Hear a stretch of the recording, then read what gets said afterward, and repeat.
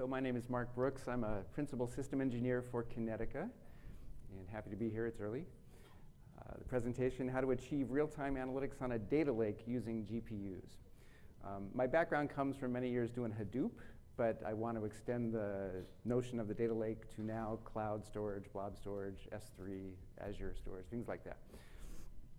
And in some sense, this is holy grail. So the challenge is how you maintain analytic performance while dealing with larger amounts of data with very low end-to-end latency and ad hoc drill down, thinking that you can't pre-aggregate everything.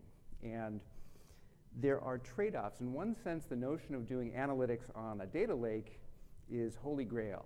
I want to have huge data, I want to have super low latency, and I want to do analytics without pre-aggregating anything, okay? And I might say that this presentation is brought to you by the laws of physics. Right? You can't have all three without having some trade-offs, and there's various solutions in the market that trade off one for the other, okay? Which is to say, maybe I give you something that appears fast on very wide data, but the time from when a new event shows up to when it's caught in a query is very long. I've got to do a batch update and a batch insert and wait for it to be caught in my next aggregation before it's pushed up in memory before it can be served quickly. So that would be rotating it, one way, giving up that quick. It's like CAP theorem, pick two or pick one. So anyway, the challenge is, again, larger data volumes, very low end-to-end latency, and ad hoc drill down without aggregation, without pre-aggregation. Okay, so various approaches in the market. One database to rule them all. SQL on Hadoop, which I should say now better, SQL directly on the data lake. And what's happening to Hadoop vendors now is they are recognizing that HDFS almost looks like tiered storage, and that you might have the blob as the colder storage. And people are trying to do SQL directly across all those data stores. A variant on this is the data lake plus a NoSQL plus Spark plus search plus a cache, which is to say there's ways to try to do this that involve stitching together lots of components. Okay, this gives way to a pattern that's pretty well known, Lambda Architecture. It's the follow-on Kappa Architecture. And then, what you probably guess I really want to talk about is bringing in next generation hardware acceleration into the mix to try to have a balanced approach to hitting all three goals there. Okay. One database to rule them all. There's actually some virtues to this. And I don't mean to pick on any particular vendor here, but there are vendors for whom you just keep on rolling in big iron and everything goes through their very expensive but very powerful specialized hardware platform, and you can actually get some things done. There's telcos who try to do this, but these systems have pretty much hit the wall at the scale anyway. But again, keep in mind there's some virtues to this, the one throat to choke aspect of that. All right. SQL on the data lake is a very rich market segment because if you've landed data in a data lake, it appears to be a simple path to say what's the shortest path for me to be able to do SQL or analytics directly on top of that data. There's sort of the raw approach, which is just try it. Just have an engine that runs in the Hadoop cluster or that does remote reads against the object store. And this works for batch analytics, but it's pushing a rock up a hill to try to do very fast SQL directly against a storage layer, file system that was not made for that type of access. Okay. And this is a slide I think everyone's pretty much seen. This is the big data landscape. So when you try to build solutions with many, many components, I have nothing but empathy for what it is to be on the receiving side of the big data messages here. And this is, in some sense, a cavalier approach to the architecture. And we do see apps in production that have stitched together many of these types of components, but it's a lot of moving parts. This is the real operational cost of trying to satisfy those three requirements by using many different tools. Okay, so the pattern that emerges, the rational approach to using different tools to try to achieve these ends, has been around for several years, first from Nathan Mars, and then I've cribbed some screenshots from James McKinley. He's got a good blog on it, the Lambda Architecture, which attacks the problem by three main layers, which is to say, there's a batch layer. Could be HDFS. At the time that this was first proposed as Lambda architecture, it was HDFS, but today it could include cloud storage. Everything gets written to the batch layer forever. The pattern is parallel ingest, which is to say, as you write to the batch layer, you also write to a speed layer. The speed layer is what gives you the low latency of when an event first comes into a system. If you pushed it to something, let's say an in-memory system or something very, very fast or a high-end serving system, that I can have that show up in queries very quickly. So that solves the problem of low latency, low end-to-end latency. This then motivates the need for some sort of serving layer that pulls the two together. So what if the query is something like, is the event that just came in a transaction greater than 1 standard deviation of their 3-year average? Okay? Typical sort of let's flag this. You know, there's all sorts of use cases where you want to evaluate an event quickly in light of aggregates built on large historical stores of data. So what the Lambda architecture defined was a pattern by which those historical aggregates are pre-computed. They're served up to be made available to the speed layer, so that in the speed layer, I simply take my event, look at the transaction amount, say, and I go retrieve the pre-calculated 3-year average so I can make the calculation, is it greater than 1 standard deviation, things like that. So this has been effective, and there's many architectures built on this, but at great operational complexity. This is where these systems become very difficult to manage in production, is the fact that I've got 3 separate layers, tightly coupled processes that calculate aggregates that need to be served up. A lot of challenges in this. The result of this is that you constantly rebatch the latest chunk of, or the slightly out-of-date chunk of speed data, and you merge it in with a data lake, so you've got this constantly moving window. So this works, but again, in production, it's a lot of pieces. What if I need to upgrade one component? Is there a consistent security mechanism across them? This has been a challenge, but not to denigrate it. It was a great, it remains a very useful pattern for lots of shops.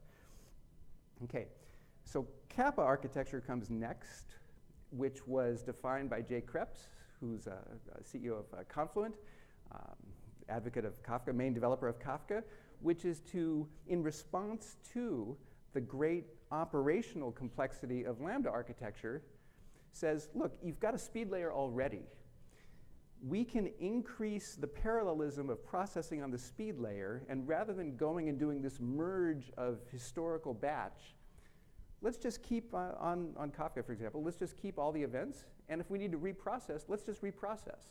It's only one set of logic. In the Lambda architecture, I've got to express the same logic once for my speed layer, once for my batch layer. Here, it's just one set of code. There's less complexity, and there's the comment in the blog that defines this, is why not just handle reprocessing by increasing the parallelism, replaying history very, very fast. So this is a nice concept, which is, let's say I'm constantly in Lambda architecture recalculating a 3-year average transaction. In Lambda architecture, I've got the batch bit, and I've got the most recent bit, and then I've got to merge them and recalculate. Here, why not just replay all of the constantly updated set of events to recalculate it? So that's fair as well. So now we get to the bit I want to talk about. Like, why replay history? If you have hardware acceleration, and this is what NVIDIA has made possible in a next generation approach to solving this problem, is if you had a system that was horizontally scalable, had very low end-to-end latency, and was fast enough to not require pre-aggregation. What if I can compute that 3-year history average transaction size on the fly? So this is now possible. So quick history. So this doesn't come out of nowhere. It comes out of the fact that data warehouse patterns, very popular, delivered a lot of value, defined a practice of data warehousing, star schemas, Ralph Kimball. Data volumes went up, and so Hadoop became popular. And I'll say data lakes in general became popular. Scale out storage at a very attractive price point on commodity hardware. Batch processing frameworks grew around that scale-out storage, so distributed batch processing frameworks, so those very successful. Then memory becomes cheaper, and you see things like HANA, MemSQL, even Exadata, other systems to exploit lots of memory. So at this point in time, let's say 2010-ish, you have fast disks, fast networks, cheap and fast storage, and plenty of memory. And so at that point, analytic systems simply reveal themselves to be compute-bound. Why does a Hadoop cluster grow to 500 nodes? It's to bring enough compute into the mix to be able to hit the SLA. Okay. So by bringing GPUs into the mix at this point, I typically demo on a 8 single unit, so it's like that much. It's got 64,000 GPU cores in it.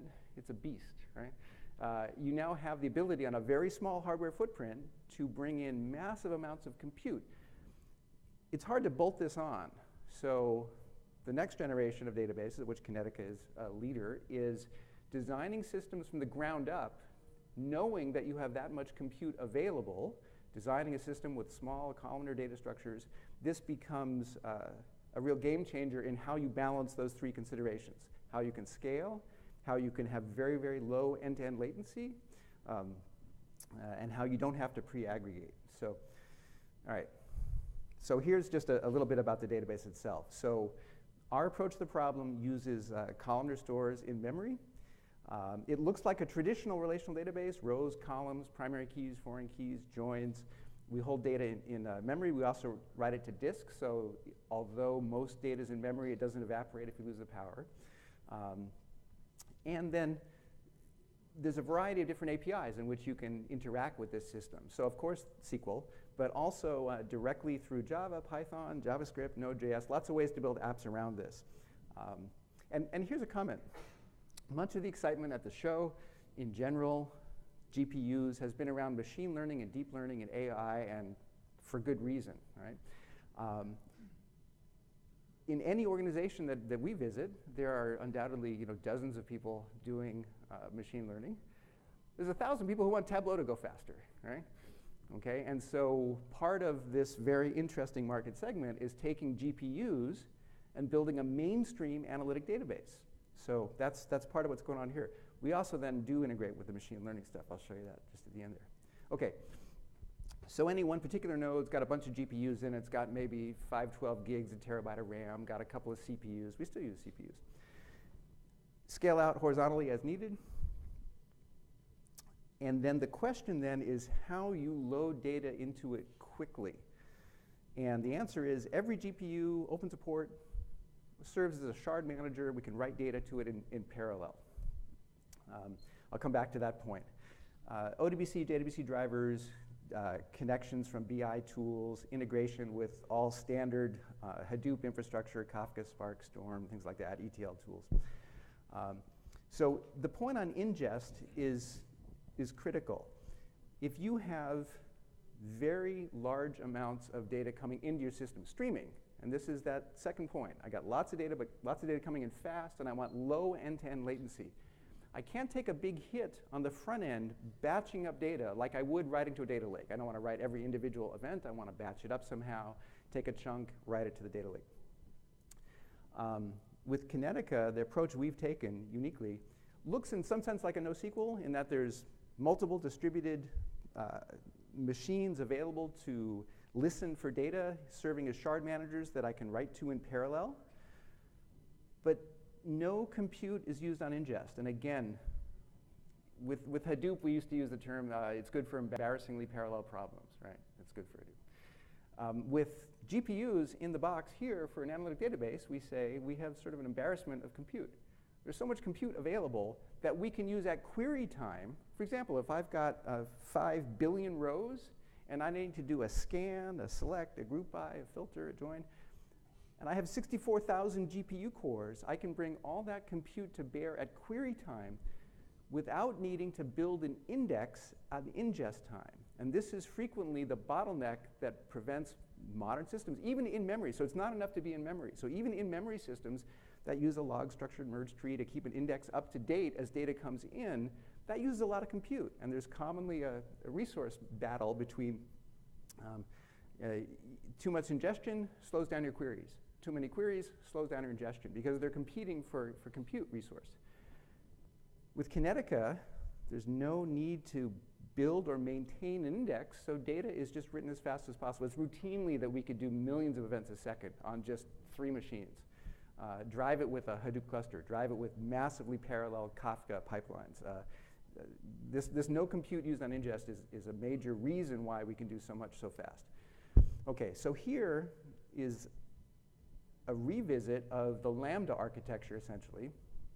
But instead of having the traditional NoSQL plus search engine plus memory cache at the speed layer, we have a Kinetica cluster. It's depicted here just as a single purple rectangle, but that would be, let's say, a Kinetica cluster. And a Kinetica cluster doesn't need to be hundreds of machines. It could be 4 machines, 6 machines, 8 machines.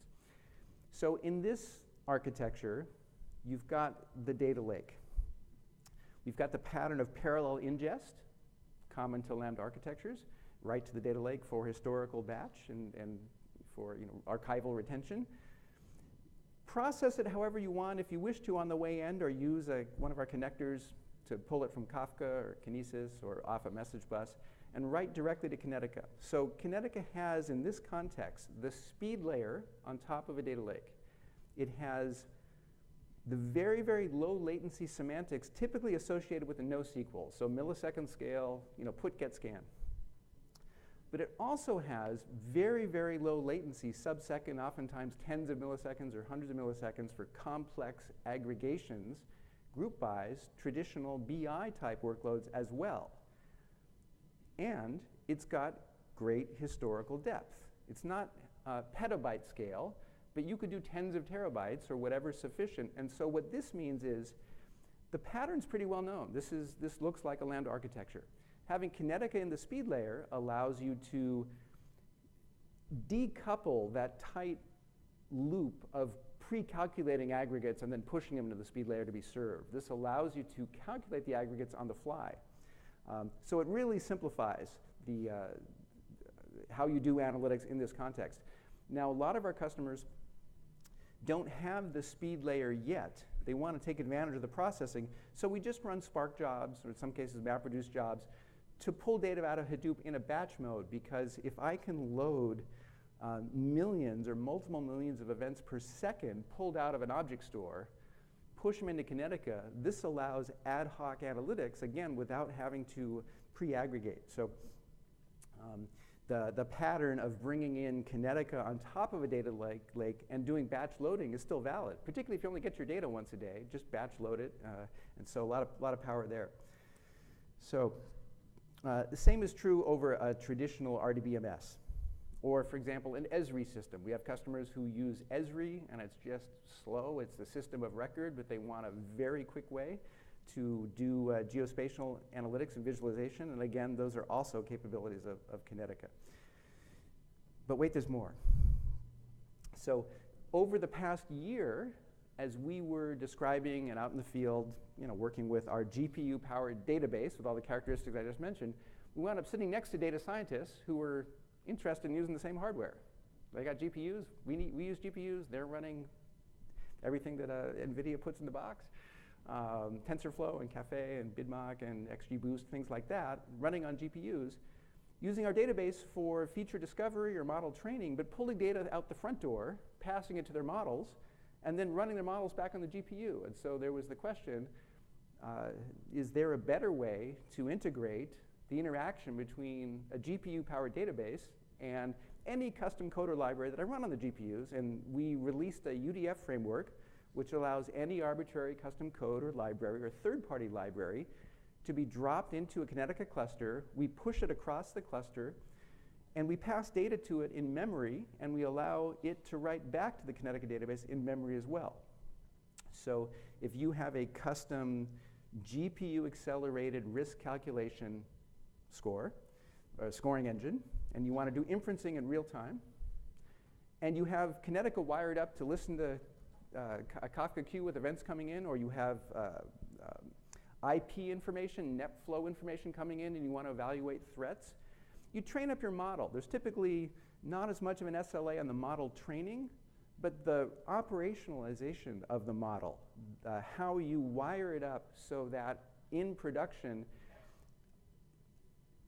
it's applied to data as it streams in.